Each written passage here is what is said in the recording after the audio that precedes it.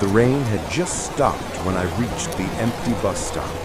The streetlights flickered like they were afraid of the dark, and the wind carried whispers that didn't belong to the night. I checked the time, past midnight. The schedule board was blank, yet a faint headlight approached from the distance. The bus arrived without a sound. Its door opened slowly, hissing like it was exhaling. I hesitated for a second, but curiosity beat fear. Inside, every seat was taken by figures in Halloween costumes, clowns, ghosts, skeletons, witches, all silent, facing forward. No one looked at me. I dropped a few coins into the box, though the driver didn't move. His face was hidden under a cracked mask. I found a seat near the back, next to a kid in a pumpkin mask who clutched a balloon. The air smelled like old dust and something sweet, like burnt candy. The bus started moving without any engine sound. I watched the city blur outside the window, but the same corner kept passing again and again. I whispered to the kid beside me, "Where does this bus go?" He turned slowly. The balloon was deflated, and there was no face behind the mask. My chest tightened. I stood and looked around. Everyone still sat still, heads tilted slightly forward, as if they were sleeping with eyes open. The driver never blinked. I called out, asking to stop, but the bell cord disintegrated in my hand, turning into black dust. I tried opening the window, but it wouldn't budge. I hit it hard, and for a moment I saw my reflection, except it smiled back at me. The bus turned sharply, and I fell into the aisle. When I looked up, everyone was now staring straight at me. Their masks began to twist, eyes glowing faintly beneath them.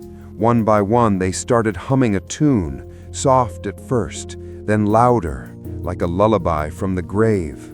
I backed away, clutching the seat handles, trying not to breathe too loud. The bus lights flickered, and suddenly we were driving through a tunnel made of bones and vines. The city was gone. Only endless darkness surrounded us. I could feel something crawling beneath the floor, brushing against my shoes. The driver finally spoke, voice cracked and hollow. "Next stop," he said. "Nowhere." I shouted that I wanted to get off, but he only chuckled.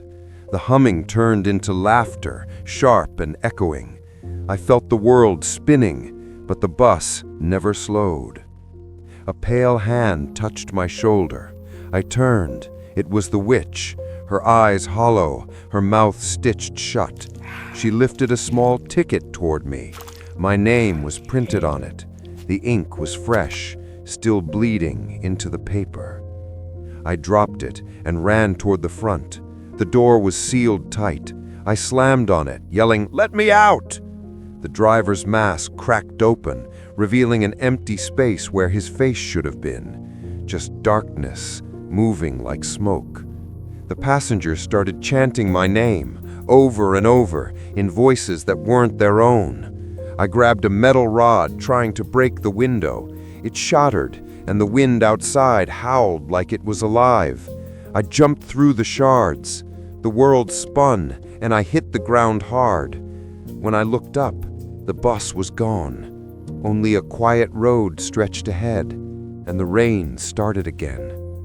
My hands were trembling, covered in black dust from the broken bell cord. I stumbled forward, trying to find the city lights, but everything was gone. No buildings, no cars, no signs, only fog. I turned back. The road behind me had disappeared. My footprints led into nothing. Then from the fog, headlights appeared again. The same bus, the same soundless hiss of its door opening, the same driver, waiting. I wanted to run, but my feet wouldn't move. The world seemed to pull me back toward it. This time, when I stepped inside, the seats were empty. Only my reflection filled every window, sitting, smiling, watching me. I tried to scream, but no sound came out. The door closed, and the bus moved on its own. The city returned outside, but different. Every building was covered in shadow. Every light flickered red. The bus passed a billboard with my face on it, smiling, waving, wearing a pumpkin mask. My stomach dropped.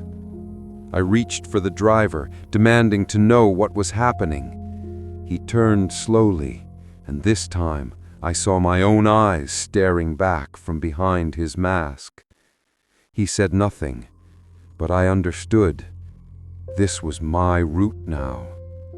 The bus continued down an endless road. Every few minutes, it stopped at empty stations. Sometimes someone would appear in the fog, hesitating to enter. I opened the door for them, smiling. The wheel felt warm in my hands. Now I drive every night through streets that don't exist anymore.